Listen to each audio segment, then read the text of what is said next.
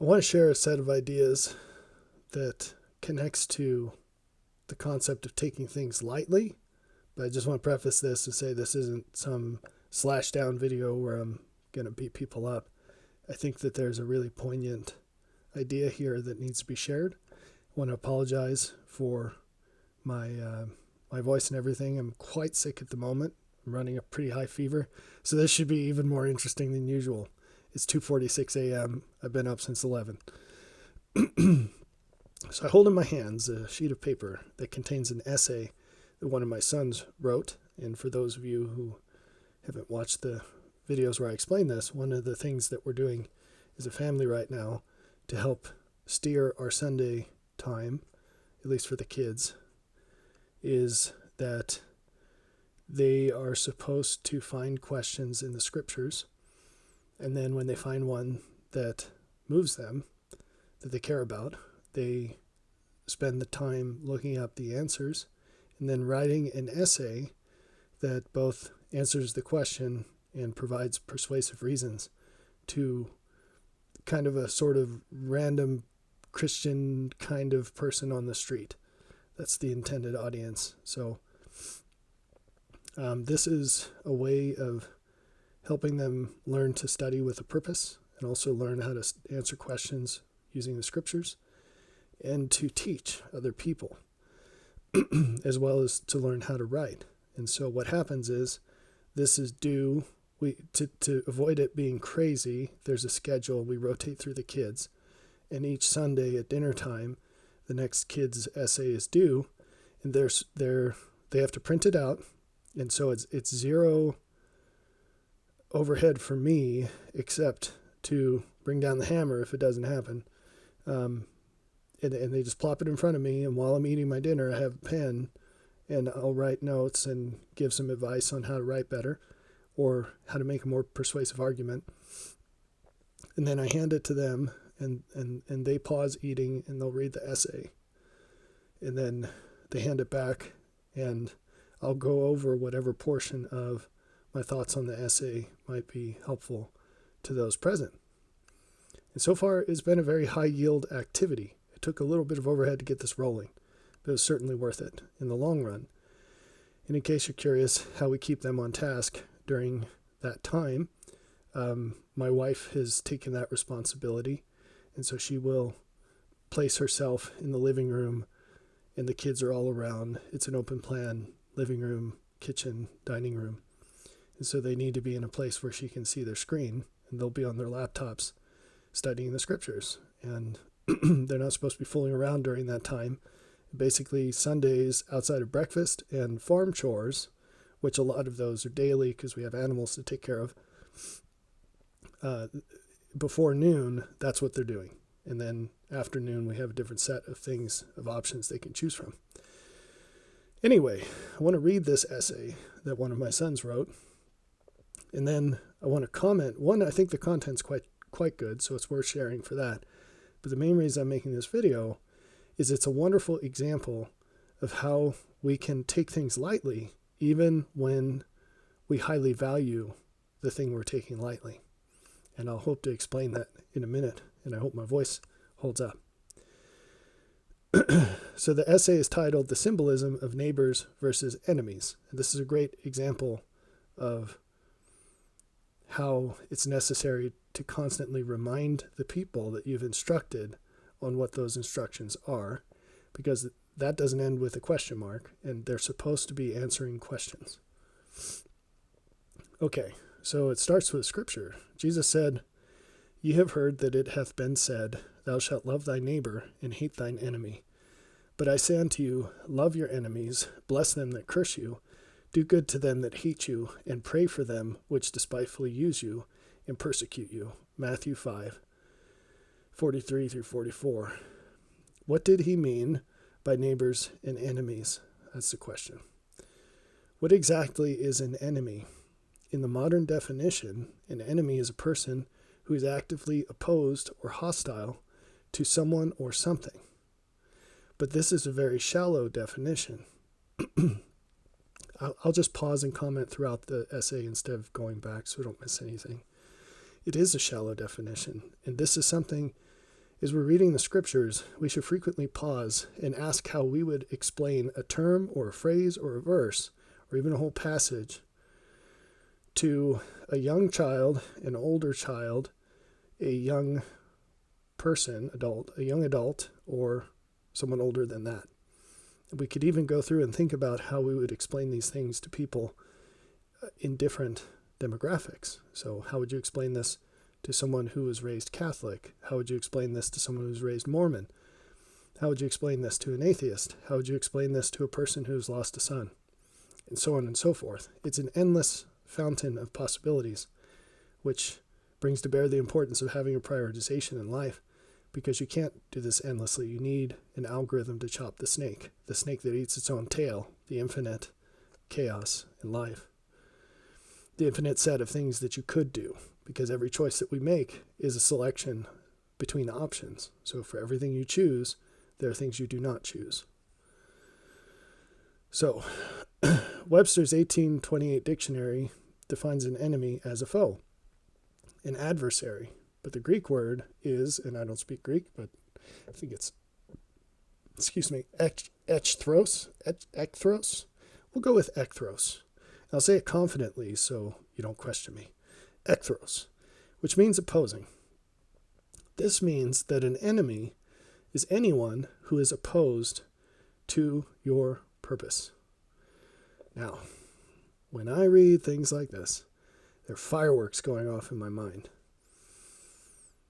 But I'll try to contain those a little bit. Because much like dogs, humans don't like those kinds of fireworks, by and large, unless they're deaf. That's funny. I saw a video of a dog. It was on social media. It was just a random thing I was scrolling through. I saw a dog who was deaf at a fireworks show. His tail was wagging. He was staring up in the sky. He was so happy. And that's actually... This wasn't planned to be shared in this video, but that is quite an apt metaphor for life. I noticed that, I walk around shooting fireworks off like Gandalf, but a lot less enjoyable for most people. And all of mine are the dragons. That's not true, but, you get the point. But the people that enjoy them the most tend to be the most deaf. If they understood what I was really saying, they probably wouldn't come back. Anyway. So an enemy is anyone who's opposed to your purpose. This is just what we've read so far. In one little paragraph, it's 4 lines of text. What my son has done is he started with a question. And that's not hard. A lot of people know that. It's like talk writing 101, ask a question, right? He looked up a definition. That's not hard. A lot of people do that. Talk writing 101. Look up a definition. You might learn something. Now, one thing that's jarringly inconsistent is how irregular we are in doing that in personal study. People are much more likely to do this in a talk that they have to share with others at church than they are on their own.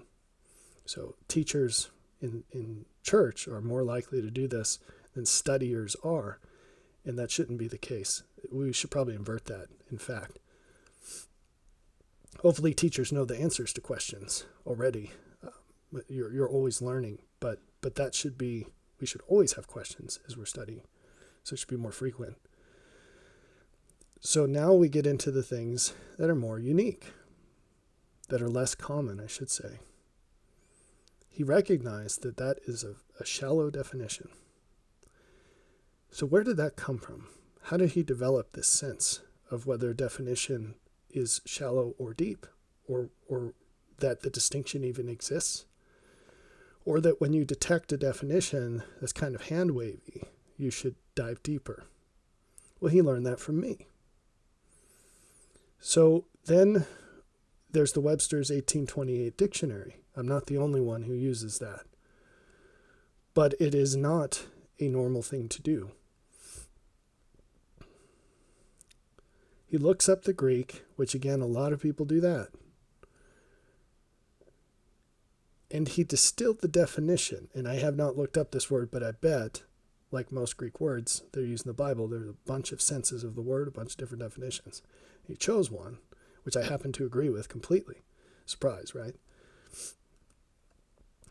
And then he says, opposing means that an enemy is anyone who is opposed to your purpose. Now, if you just read through this and you bang it out and you go to the next paragraph, you're not going to catch all these little things, especially that end, which is a doozy. Connecting the idea of being an enemy to being opposed to that person's purpose is an enormous new idea. It won't seem that way because once it's said, you're just like, well, yeah, duh. But could you have produced it before someone told you? Probably not. This is like the apocryphal story of someone making fun of Columbus, saying if he hadn't discovered America, someone would have eventually. And he took a boiled egg and he said, make this egg stand on its end. And they said, that's impossible. And then he took the egg and he smashed it on the table because if you know eggs, the non-pointy side has a little air bubble in it. And if you whack it on the table, it'll become flat and the egg will sit upright. And the point was, once you're shown something, it's massively easier to follow the example than it is to be the example in the first place. Okay. Let's continue. What is a neighbor? Because I know you're on the edge of your seat. You need to hear the conclusion of this. What is a neighbor? The Greek word used means the opposite of enemy. Now, if you're curious, I put feedback here. I said, is this true? And it's not that I disbelieve it, but if he quoted a Greek word before, he better quote one here, and so the fact checkers don't come after him and accuse him of being wrong, even if he's right, because he's left out the evidence. It's just a question of balance. This means that a friend is anyone who supports your purpose and helps you achieve it. And there it is again. And he slipped in this monumental increment of truth passively. Now, these essays are meant to be written to the general public-ish. And it's not that we're going to publish them, but it's to get practice. And one of the pieces of the practice is this, to notice which parts of the fluid network of ideas in your head are actually the most foreign to the people you're talking to. Because they're probably not going to recognize the distance between what you're saying and what they already believe. And the more clearly you explain yourself and the more persuasively you share these ideas, the less obvious it will be to them. Does that make sense? And so you have to present it in a way that you're calling attention to the gravity of what you're saying and just how different it is from what they believe. Now, how can you do that? There are a lot of techniques. Some of them you'll notice in my books that they really annoy people, but I don't know better ways of doing it, otherwise it would. So you can say something like, most Christians believe that. Now that can invite a fight, because how would you prove that most Christians believe that? I guess you could cite a Pew Research study. I've actually done that before. But a softer way of making the same point is to say some Christians believe that. Now, if you start with the some Christians believe that, then they can agree with you before you get to your counterpoint. If you lead with the counterpoint, if you do a really good job of clearly and persuasively presenting it, they're going to fake believe, it's like make believe, fake believe, that they agree with you, but the second they finish reading your essay, they'll revert to factory settings and not be changed. So you really have to call attention to the difference and help them recognize that what you're telling them is something different than what they believe, and persuade them that that's the case, and persuade them that what you're saying is actually more accurate, or at least that you have better reasons for it. So I'll just start back at the beginning of that paragraph. What is a neighbor? The Greek word used means the opposite of enemy. This means that a friend is anyone who supports your purpose and helps you achieve it. This is why Jesus said, "Ye are my friends if ye do whatsoever I command you." John 15:14.